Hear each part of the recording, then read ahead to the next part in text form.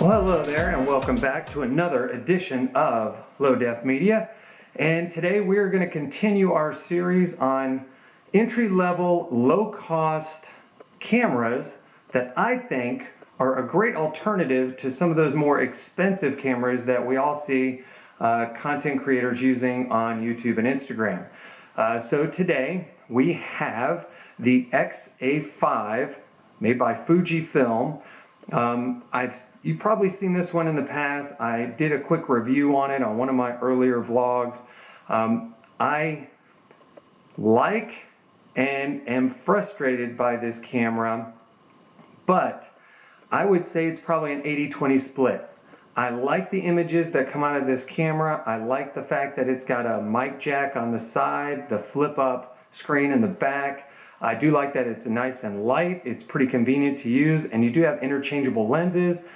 The one thing that is kind of tricky is the lens does try to search a little bit. If you've got it on autofocus, it's going to, you can hear the motor kind of moving around a little bit, trying to always stay in focus as you're moving around. And so that can, if you hear it in the background, that can kind of be annoying. But if you're recording your audio separately, which I know a lot of creators will do, they'll save their audio, and I've done it in the past. I will save my audio to, let's say, my iPhone or another recording device, and then I'll pair the two in post. And if you do it that way, then it's really not an issue. But I've seen this particular camera on sale for about $299 online. Normally it's around $399. It does have 4K capability, but only at 15 frames per second. So to me, that's not really usable. It does have 1080, 60 frames per second. So that way you can run some slow motion, which I've done, some time lapse. So in that respect, it does offer a lot of features. I do, like I said, I like the image that comes out of this camera, and I especially like the still images. Video's good, but the still images, I really enjoy it. You can shoot RAW, and so that's a big plus.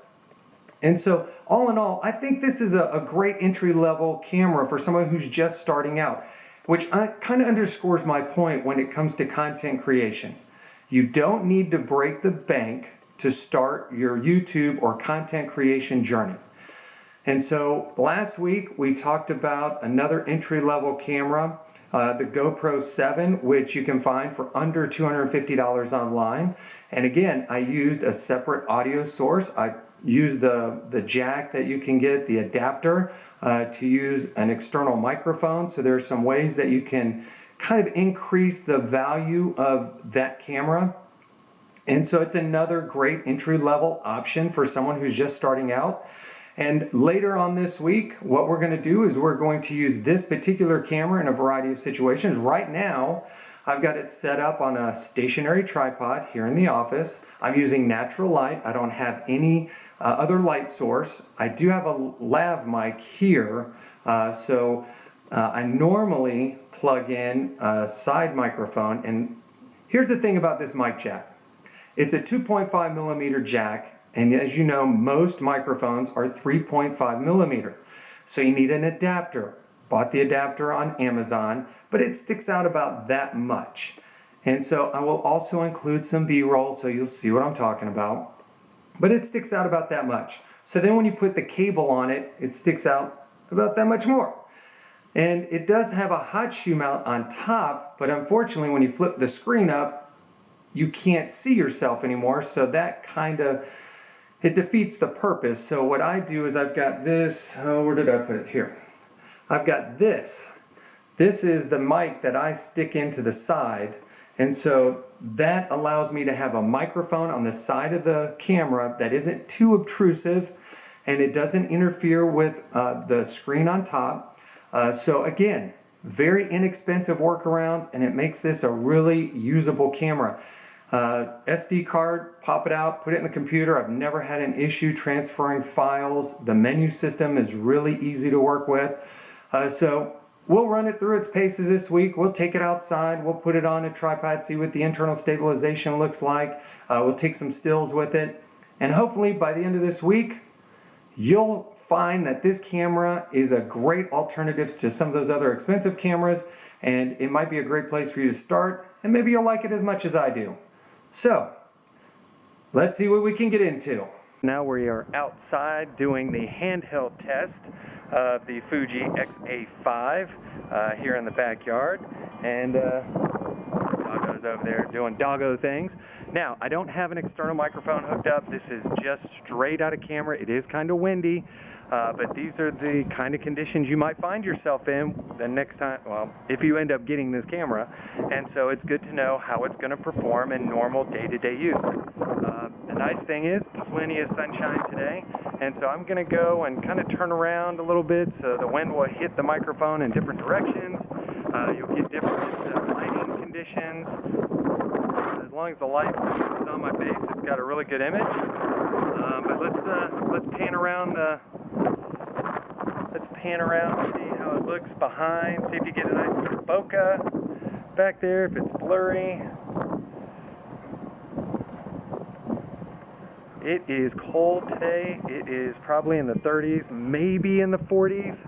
It is chilly. All right, dog is now covered in grass, and so before we go in, got to clean up El Doggo. And all right, so this is the outdoor test of the X-A5 on a handheld tripod, no external microphone. Oh, and recording 1080, 24 frames a second. Okay, hello once again. This is the test of the X-A5 in a standard vlogging kind of office setup environment. If you look behind me, I do have my computer up. I've got some accent lighting, using a box light behind the camera, no overhead lighting, and I've got the microphone plugged into the side of the camera.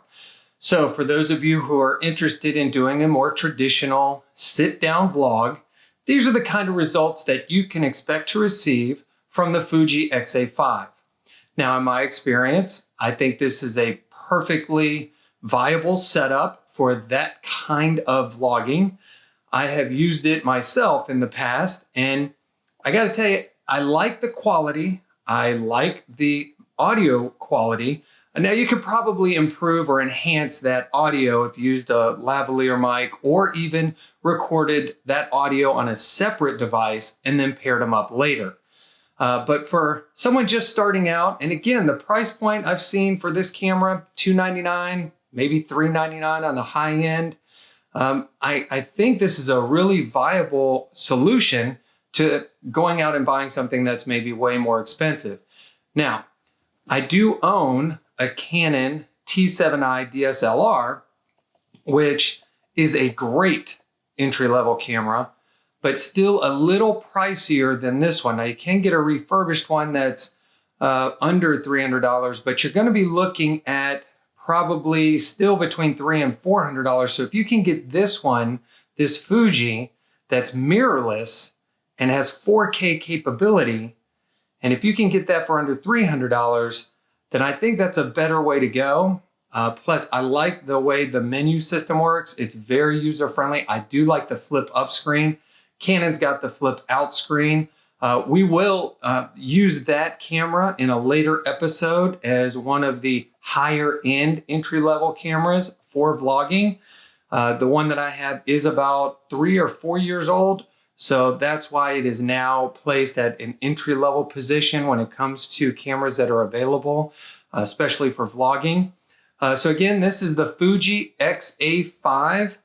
Next week, we will be looking at another Fuji camera, the Fuji XP90. It's the fine pick action camera. That's kind of a point and shoot setup.